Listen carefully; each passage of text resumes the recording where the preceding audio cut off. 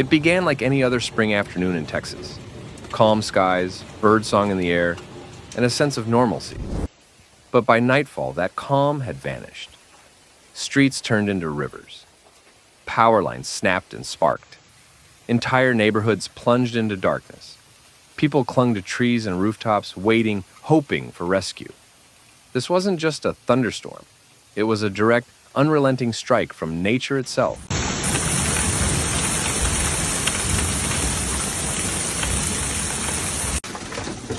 Shortly after nightfall, the first wave of storms struck San Antonio. Dark clouds moved in with alarming speed, erasing the night sky and plunging the city into a blanket of shadow. Then came the rain, relentless and unyielding. Trouble here!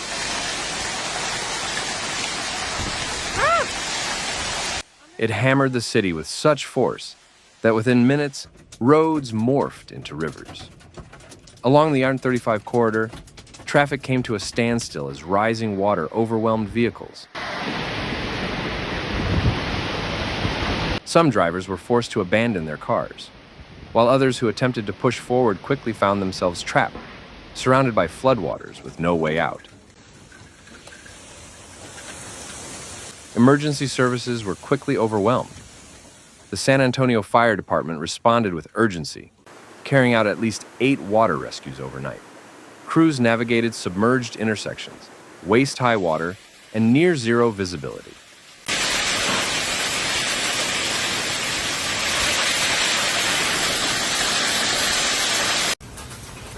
Firefighters used ropes, inflatable rafts, and ladder trucks to reach those stranded. In many cases, time was critical, as flood levels surged at an alarming pace. Fortunately, no fatalities or serious injuries were reported. But for those pulled from danger, the night left a lasting impression, one of fear, helplessness, and narrow escape.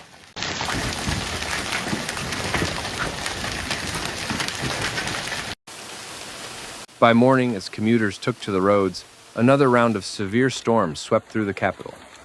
These storms were stronger, more structured, and moving rapidly. Doppler radar glowed with deep red cores, signals of torrential rainfall, damaging winds, and frequent lightning. Rain fell in punishing bursts, quickly overwhelming Austin's drainage infrastructure.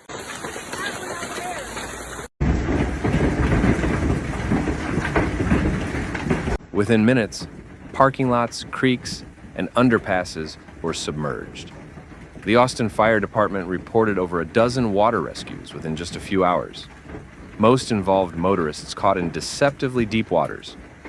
Others were pedestrians, people walking their pets or running errands, suddenly caught in a fast-moving flood.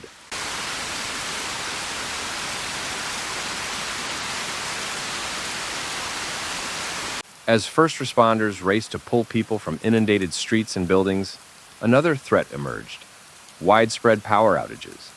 Winds gusting over 60 miles per hour snapped tree limbs and uprooted trunks, sending them crashing into homes, across roadways, and onto power lines. Entire neighborhoods were plunged into darkness.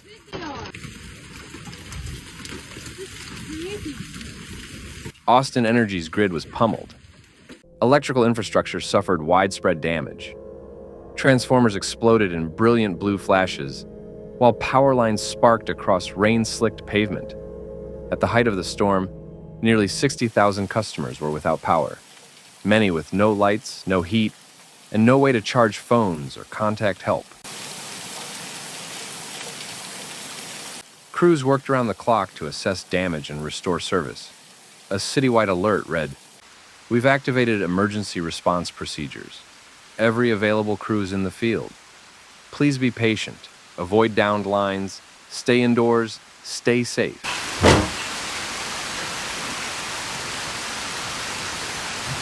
But the storm's fury didn't end there.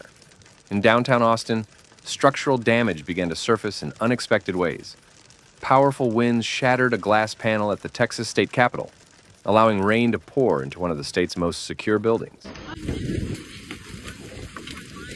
Water spread across the floors as staff rushed to protect sensitive equipment and historical archives.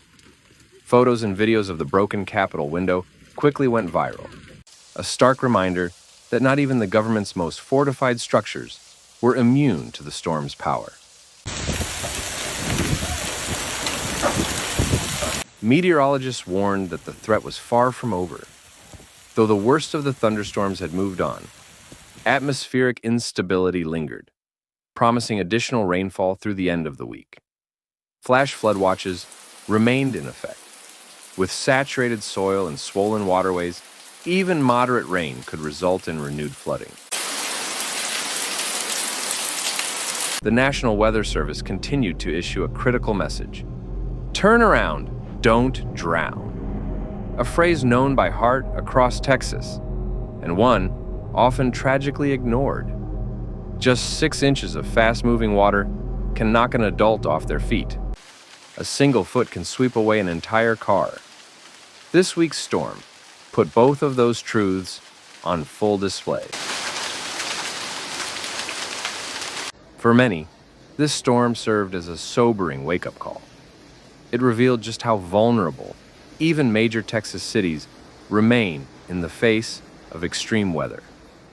Despite warnings, despite preparation, flash flooding remains the deadliest weather hazard in the United States.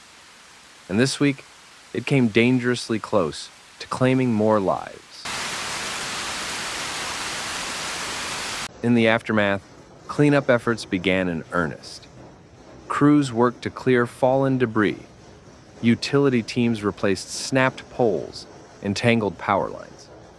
Firefighters debriefed after a night of nonstop rescues. And residents, some still without power, surveyed the damage.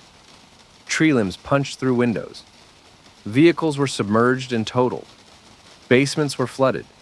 Roads were torn apart by the water's force.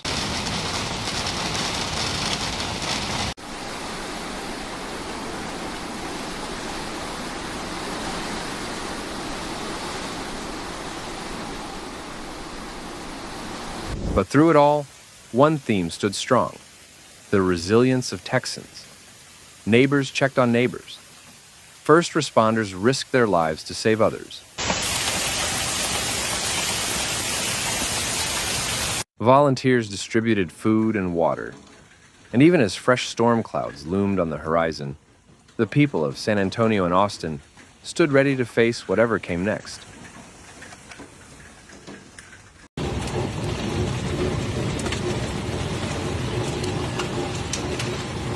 This wasn't just another storm. It was a test of endurance, of emergency readiness, and of community spirit. And in its aftermath, Central Texas stands tall, weathered but unbroken, vigilant, and braced for the next round. This is just one of many natural disasters we cover here on Severe Weather. From violent storms to devastating hail, we bring you raw and real moments of nature's fury. If you found this video interesting, make sure to like, leave a comment, and subscribe for more. Nature doesn't wait, and neither should you.